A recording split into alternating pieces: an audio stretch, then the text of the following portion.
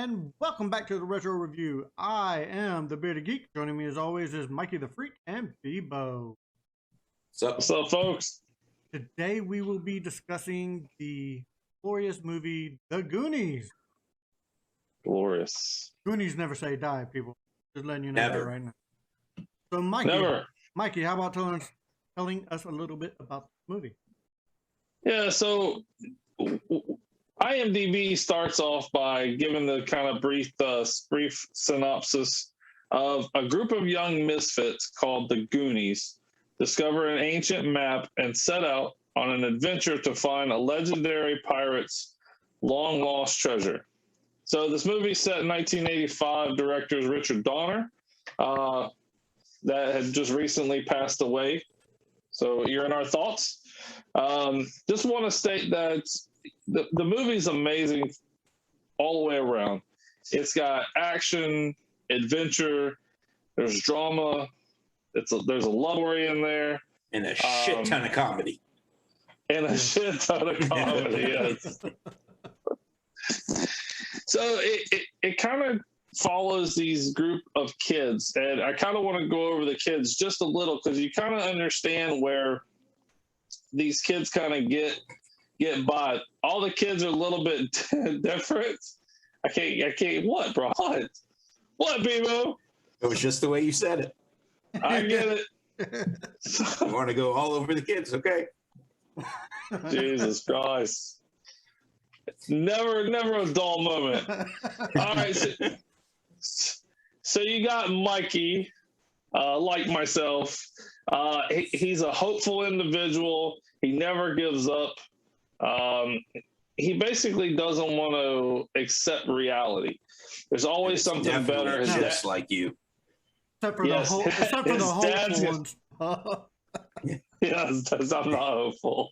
I give up a lot. So we talk about it, they're going to lose the Goondocks. The Goondocks is going under construction. It's going to become a golf course from the country club. And they've got to come up with a way, the next 400 paychecks by tomorrow is what they state, in order to save the house. Mm-hmm. So when you look at it, they have to have some kind of hope. Something that's going to be out there. So they find this treasure map. Their dad is a curator of the museum in Astoria, Oregon, which is where the movie takes place. And they find this treasure map, all this kind of cool stuff up in the attic. And once they tear the house down, they're just going to give it back to the museum, so they won't have it in their possession anymore. And they find this treasure map, and they talk about a pirate. It's an old, ancient histories of Astoria, and they talk about this pirate called One-Eyed Willie. And not that One-Eyed Willie, people. Not that One-Eyed Willie. A real pirate. Yes. Now, my question is, did One-Eyed Willie come up with the nickname first from this movie, or was it called it before? I don't know. So did it? We'll do some research on it. Well, do some research, folks. Just want to think. Nicknames for a penis. Did it start after 85, after this movie? Or was it called One-Eyed Willie before? Yeah. And then clear your search history. Please. Come on. Give us the facts. We want to know. Really, we do.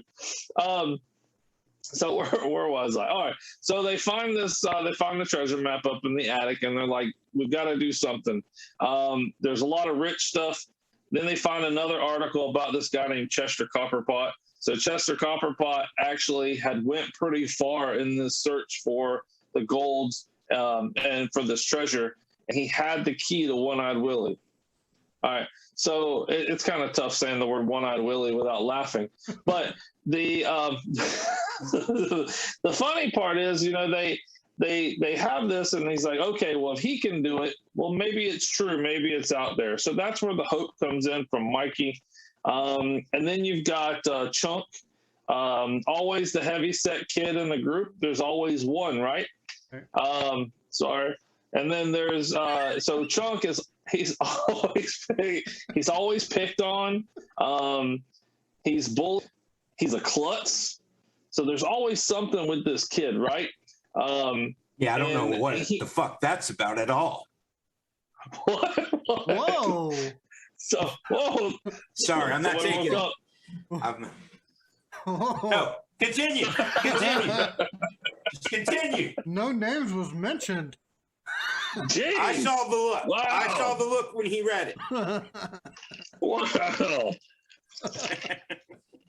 Fine, there's other friends, Bebo. There was always other friends. Listen, All right. I grew up with you two, okay? I remember the Truffle Shuffle, okay? I remember the Truffle Shuffle. We never made you do the Truffle Shuffle. Oh, Never. I don't think we did. I don't recall. We might have. I think we might have. Apparently, Anyway. y'all don't have my recollection, okay? I plead the Sorry. fifth. Yeah, I played the fifth. I'm sorry. All right, so back to it. So Chunk ends up with all this all this kind of stuff that being the one that's the butt of everybody's joke or being picked on, he ends up becoming the hero of the movie.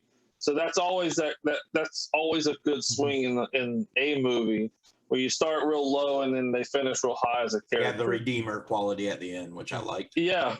And you got Mouth, played by Corey Feldman. Immature, always the bully. He bullies everybody. Never Smart shuts ass, up. always never shuts up. He's the person that loves to joke and never can take anything seriously. So that's probably the bearded geek there. Yes, I would say. So you got Mikey, you got Chunk, and you got Mouth. That makes sense. And then there's Data. He's the adventurer. He's the one that he's always creating things. He wants to be. It seems like he wants to be a spy. 007, not 00 negative. Or an inventor. Yeah. Yeah, inventor, adventurer. Always trying to. I would say trying to change the world, invent something to help. He's the gadget guy. Yeah. Yeah. And then you got Brand, which is Brandon, short for Brandon. Brand is the big brother. This was actually Mikey's older brother. Yeah. Mikey's older brother. Played by Josh Brolin, right? So Josh Brolin did a very good job in this. But he has you kind of see it at the beginning where because he's the big brother, he's always kind of picking on him and has that little brother type relationship. And then when they kind of pulls down to it, they're both sad to leave the place. Yeah. And they both together really don't want to see the Goondocks torn down and made into a country club. So as they get done with the treasure map, they go on their adventure and they run into the Fratellis. Now, at the beginning of the movie, what's cool about the beginning of the movie is they really separate from the jailbreak. They really separate good and evil on, good, bad, that's in this movie. And a foreshadowing that Richard Donner does that I really liked about the beginning of the movie is as they're doing this police chase after Jake breaks out of jail, is they're going through the whole city of Astoria and they pass by all the main characters at the beginning. So you kind of have a feeling that something's going to happen with the Fratellis and these characters. Something really is going to mesh up later on in the movie. So going through everything, I don't want to go through the entire movie, but I like some of the foreshadowing for that. It's the adventure part of it. They end up going through a bunch of different challenges that are on the map, and thank God Mouth knows how to speak Spanish. If not, they wouldn't have got past the first part. But to play an organ, to get past the drawbridge so they don't die on that one. There's a water slide, so it's a cool little fun towards the end. And then boom, they find the boat and treasure. The Fratellis catches up to them. So there's a lot of good aspects in this movie that really makes it a fun movie to watch, and the details are good. So understanding towards the end of it, after they find the hideout, they go on all these adventures, they run into Fratellis, the Fratellis are out to get them. It's what happens along the way is what makes you want to watch this movie over and over again. Yeah, it's a real fun adventure movie. Yeah, so and kind of understanding, if you're our age, the movie came out in '85. You've seen this movie, Goonies, so they end up saving the Goondocks because the Mikey takes his marbles out. Mm-hmm. He loses his marbles, puts all the jewels, emeralds, diamonds, rubies, all into his bag, so it's plenty of money to save the entire area. Yes. So I thought it's an excellent ending to the movie. They see the ship out into the sunset. So other than that, there's tons of stuff to go into. There is, but anything. Go see the movie. It's so much, yeah. Absolutely. Please see the movie. It's fun. Bebo, do you have anything to add to the type of the movie? The movie itself is just a good, when you get down to it, a good action adventure, kind of, buddy type of adventure. It's friends, just trying to save their homes, but at the same time, it's them trying to get away from the Fratellis at the same time, because the Fratellis are chasing them, and they realize that. One thing that we also want to touch on, though, is that one of the Fratellis is Sloth, who is a disfigured, kind of emotionally stunted person who they have chained up in the basement, who ends up becoming Chunk's best friend by the end of this thing. Their brother? Yeah, it's the Fratelli's brother. And the most quotable line, I think, of all time is Sloth's line, which is the "Hey, you guys." Yeah. But I love this movie just for the. I mean, it's one of the most quotable movies from our childhoods.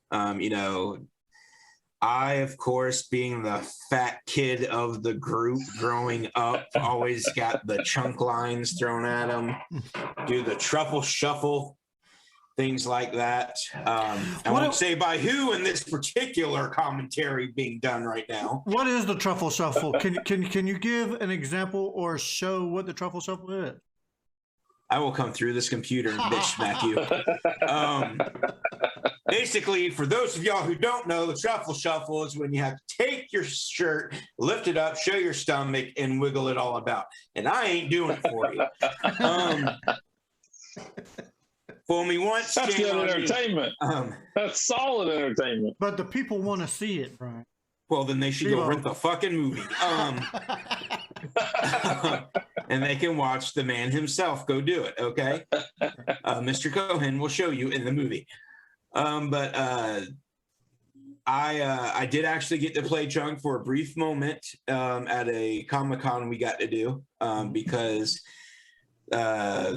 Mikey, Mouth, and Data, I got to meet them. The guy who, Mr. Cohen, who plays Chunk, was not at the Comic-Con, and I was there and got to basically be him in our photo op. I wish I had that with me, but I don't have it currently here. But that was kind of cool. I got to be there. Interesting fact I found out is that there's a medallion in the movie that lines up a lighthouse and two rocks on a coastline for kind of the starting point of this entire adventure. Sean Astin, yeah, that right there. Yep. That right there, the original one, Sean Astin, who plays Mikey, got to keep that. Oh, that's a cool. But the original one, his mom apparently, from what I understand, accidentally sold at like a yard sale or something. Oh, shit. When he was a kid. And he also got to keep the original map and she didn't realize it and threw it away. Oh my God. Oh wow. So the map's gone for good, but that medallion got sold to somebody, somebody.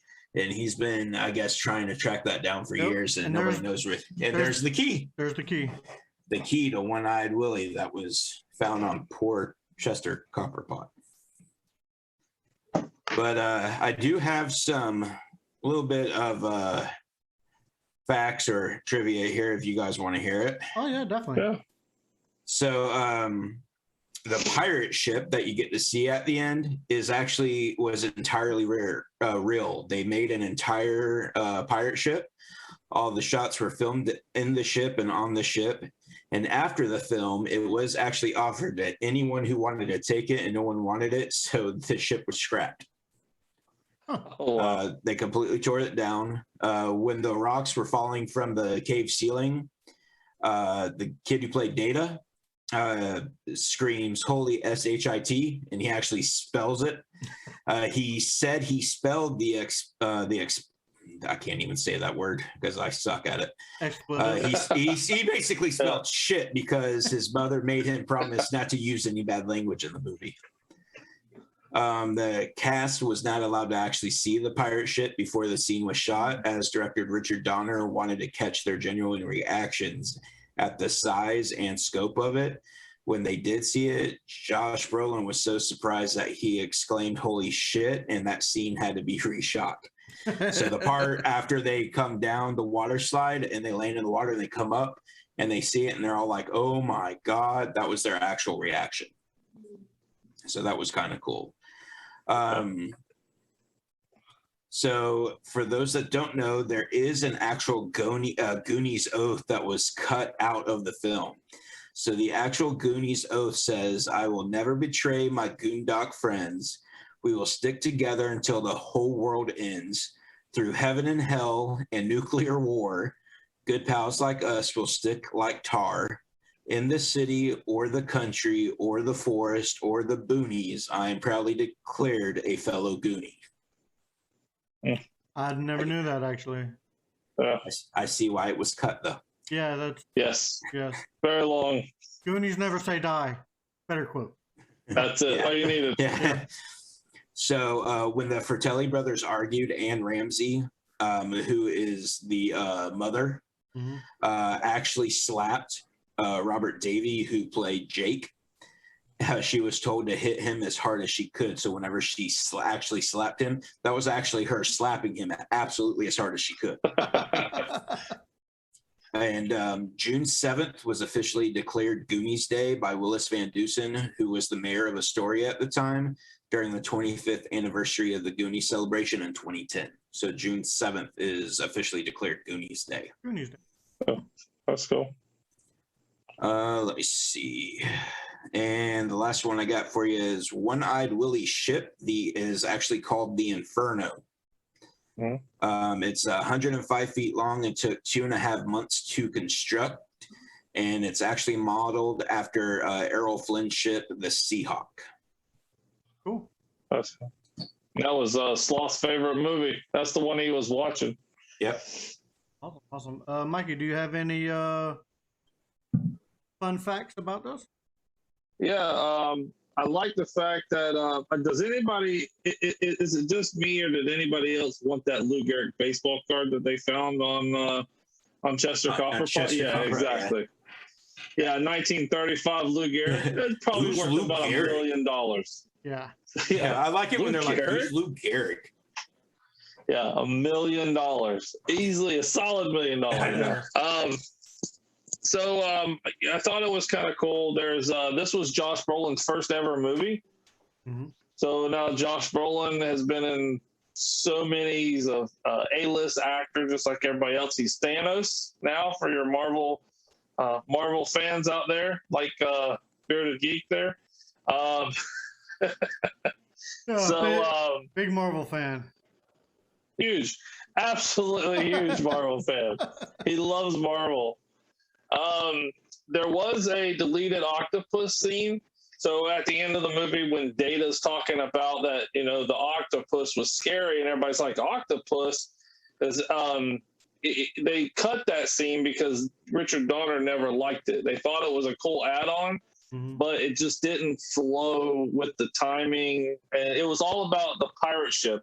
It wasn't really about the water and what was going on in the water. So they cut that scene so they just slide off. They see the pirate ship, and then they to them getting on the pirate ship itself. When they show that though, when they show it on TV now, though, they do actually include that. Yeah, I've seen it like on TBS and TNT. Yeah. It's almost like a filler. Yeah. So when I first saw that, I'm like, where did that scene come from? That was the same thing.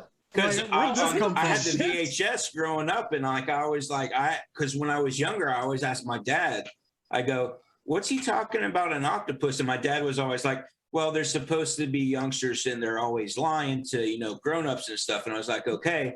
And then when I was older and saw it on TV, I was like, holy shit, there's the octopus. Yeah. And I was like, that's what Data meant when he goes, the octopus was very scary. And yes, we really couldn't understand them either when we talked to them. Yeah, so I thought that was kind of cool. They referenced that you know how in the movie Chunk tells a lot of lies, and no one can really believe Chunk on anything. He always tells some bullshit stories to make himself look good. Yeah. Because he's the outcast, right? No one really likes him. Okay. So Michael Jackson didn't go to Godfather's and eat his weight in pizza, but his sister did. But his sister did. So yeah. So when he calls the cops after he gets out of the Fratellis, what I thought was kind of cool is he mentions that the cops like, oh yeah, it's like that time when you told me about all those little creatures that they multiplied when they threw water on them. Yeah, gremlins. Yeah, so it was a Gremlins reference. It was also, Steven Spielberg had a part in this movie as well as in Gremlins, of course. So it's kind of funny that was Chunk one that warned the police about the Gremlins out of the movie. So that was kind of interesting. And nobody believed them, and then the Gremlins end up taking over the whole city. So that was kind of cool. And I also have a question where there were three movies. There's three movies that they reference. Three movies that were filmed in Astoria. Significant movies, other movies based on this movie as well. And it's Kindergarten Cop was also filmed in Astoria. Free Willy was filmed in Astoria, as well as Teenage Mutant Ninja Turtles 3. So all movies from 80s, 90s that are relevant to our group. That were also filmed in Astoria. So I thought that was pretty cool. That's pretty much all I've got. I have some retro movie memorabilia. According to eBay, you could get yourself an original 27 by 41 movie poster for $750. Yes. Yes, that is movie memorabilia as well, Mikey. I got some! You can also get you Topps 1985 movie, The Goonies trading card. One box that contains 36 packs for $800. That's too much money. That is, yeah. You could get way too much money. You could get yourself the Goonies Sloth. It's a San Diego Comic-Con Mezco Deluxe 12-inch figure for $900. Yes, that's a lot of money too. Also, a Funko Pop Movies, The Goonies Funko Pop. Yep, number 76. Number 76. It is a San Diego Comic-Con 2014. It is $980. Also, the last piece of memorabilia, which I find absolutely insane, is the Goonies. It's actually the Goonies 2, Nintendo NES, sealed in mint condition, graded at a 9.2 for $13,500. This is one of the only Goonies memorabilia things I have that a friend gave me. A deck of playing cards with a medallion of the Goonies. Oh, that's cool. Oh, there's the medallion. Yeah, there goes the medallion, but it's right there. All right, let's do ratings. Cool. Let's do ratings. Mikey, how would you rate this movie? Well, I mean, it's a very retro type movie. It's something that the kids nowadays would definitely watch and enjoy, just because the action, adventure, it has everything. It has all the features in it. To me, my rating is going to be really high on it because this was a nostalgic movie growing up. It's a movie that you can sit down and watch anytime that it's on. Just for Mikey's like a 3.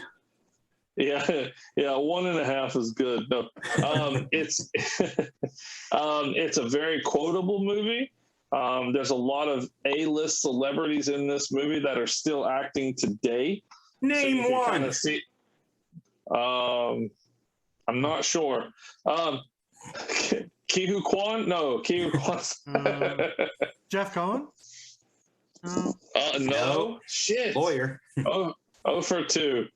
Oh, but you can kind of see them as kids and kind of see them back then, and then you see them as actors now, and it's kind of cool watching them grow up through the years. But it's always a movie that is entertaining, like I said, for all ages. I'm going to give it a 9 because I really love the movie and everything about it. Like I said, action, adventure, nostalgic. Retro. It's everything, man. It's a very entertaining and fun, lovable type movie for all ages. So yeah, I give it a 9. Bevo, how about you? How would you rate this movie? I'm going to give it a 9.5. I'm going to give it that little extra just for the fact that it got Mike so excited that it gave him that little extra pause at the end. Yeah. No, but I give it probably 9.5. This is a movie that's, has stuck with me through the ages. It's something that no matter when it's on, how old I get, I can always watch this movie. It doesn't matter for me. I've always loved the movie. I remember when I was younger, one of the things that I can always remember when I first started watching it, one of the things I always remember not being able to do is when Mikey lifts the eye patch on One Eye Willie. When I was younger, I couldn't watch that part. I always would turn my head away. And then I remember the first time I was able to actually watch, and actually look at it when, and watch that part and stuff like that. So there's a lot of nostalgia in this for me. I loved, watching those characters, but I also love watching the actors, now seeing what they do now, watching them grow up throughout the years. So there's a lot of nostalgia. The movie itself is just awesome. It still holds up for me today. So I give it a 9.5. What about you? Absolutely. Oh man, this is so hard because I want to give it a really high score. I'm going to give it a 9 though. Almost perfect. I'm on the edge of giving it a 9.5. It's just so close to that. You can go like 9.3. No. 9.25. No. 9.1. No, I'm just straight 9. I'm willing to get even some of the editing mistakes and continuity errors that are in this movie. I'm willing to overlook because this movie has everything. It's no, give us one. Give us one. Come on. I know which one you're thinking about. It's at the end. No, let us know what it is. No, there's two. When Chunk comes out of the woods and he's saying, yes, the Fratellis are here, blah, blah, blah, and the dude flips on the light and he's singing and he's smoking a cigarette and you see him in the mirror. But in the mirror, he's not singing. There's not singing at all. He's just smoking a cigarette. But you hear him singing. Yeah. And the second continuity error is when Mikey's dad rips up the contract, throws it in the air. You see even more paper being thrown up in the air right after. It's like this. It's poof, poof. It's like this just to make it even bigger. Yeah, I'm willing to overlook that. Yeah. It's so very good. small details. Yeah. Very small. Yeah. It's so good. It's like, to me, it's like Indiana Jones with like touch of the Brady Bunch. It's freaking. To me, this is what that movie is. It's so fun. It has that brotherly bonding thing with Mikey and Brand, with the group dynamic as well. They're all friends, even though some of them are different age ranges. They all come together as one big group of friends. It's an amazing movie. Straight 9 for me. I love it. Yeah, a lot of life lessons in the movie that are good. Yeah. Yep. So with that, I do believe that does it for this episode of Back to the Retro Review. So for Mikey the Freak and Bebo, I'm the Bearded Geek saying, keep it retro, everybody. Yeah. See you guys.